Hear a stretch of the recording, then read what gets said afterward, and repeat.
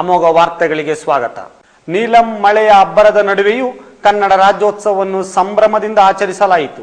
ನಗರದಲ್ಲಿ ರಾತ್ರಿಯಿಂದ ಧಾರಾಕಾರವಾಗಿ ಸುರಿಯುತ್ತಿರುವ ಮಳೆಯನ್ನು ಲೆಕ್ಕಿಸದೆ ವಿದ್ಯಾರ್ಥಿಗಳು ಹಾಗೂ ಜಾನಪದ ಕಲಾ ತಂಡಗಳು, ಮಹಿಳೆಯರ ತಮಟೆ, ಗೊರವರ ಕುಣಿತ ಹಾಗೂ ಸ್ತಬ್ಧ ಚಿತ್ರಗಳು ಹನುಮಂತಪ್ಪ ವೃತ್ತದಿಂದ ಸುಭಾಷ್ ಚಂದ್ರ ಬೋಸ್ ಜಿಲ್ಲಾ ಆಟದ ಮೈದಾನದವರೆಗೂ ಮೆರವಣಿಗೆ ಸಾಗಿ ಕಾರ್ಯಕ್ರಮದಲ್ಲಿ ಪಾಲ್ಗೊಂಡು ಕನ್ನಡಾಭಿಮಾನ ಮೆರೆದರು.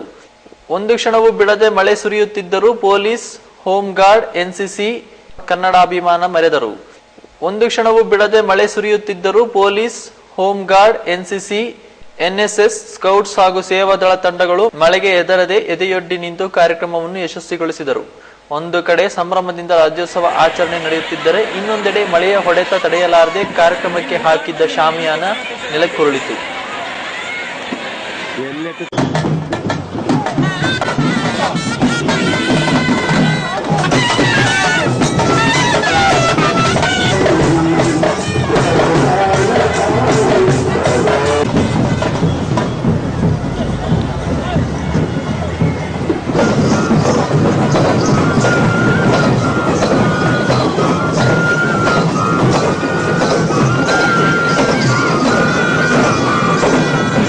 ನಗರದಲ್ಲಿ ಸುರಿದ ಧಾರಾಕಾರ ಮಳೆಯಿಂದಾಗಿ ಜನಜೀವನ ಅಸ್ತವ್ಯಸ್ತಗೊಂಡಿತ್ತು. ನೀಲಂ ಚಂಡಮಾರುತದ ಪ್ರಭಾವದಿಂದಾಗಿ ನಿನ್ನೆ ತಡರಾತ್ರಿಯಿಂದಲೇ ಮಳೆ ಬರಲು ಪ್ರಾರಂಭವಾಗಿ ಇಂದು ಬೆಳಿಗ್ಗೆ ಧಾರಾಕಾರವಾಗಿ ಸುರಿಯಲು ಪ್ರಾರಂಭಿಸಿತು.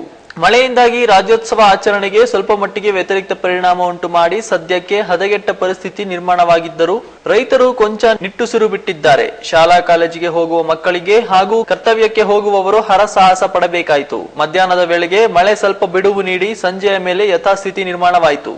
ಇದೇ ಪರಿಸ್ಥಿತಿ ಇನ್ನು 2 ದಿನಗಳು ಮುಂದುವರಿಯುವ ಸಾಧ್ಯತೆ ಇದೆ. ಒಟ್ಟಿನಲ್ಲಿ ಮಳೆಯ ಅಬ್ಬರಕ್ಕೆ ರಾಜ್ಯ ತತ್ತರಿಸಿದೆ. ಇನ್ನೊಂದೆಡೆ ಇದು ಪ್ರಳಯದ ಮುನ್ಸೂಚನೆಯ ಎಂಬ ಮಾತು ಜನಸಾಮಾನ್ಯರಲ್ಲಿ ಮೂಡಿದೆ. ಇಲ್ಲಿಗೆ ಅಮೋಘ ವಾರ್ತೆಗಳು ಮುಕ್ತಾಯವಾಯಿತು. ಧನ್ಯವಾದಗಳು.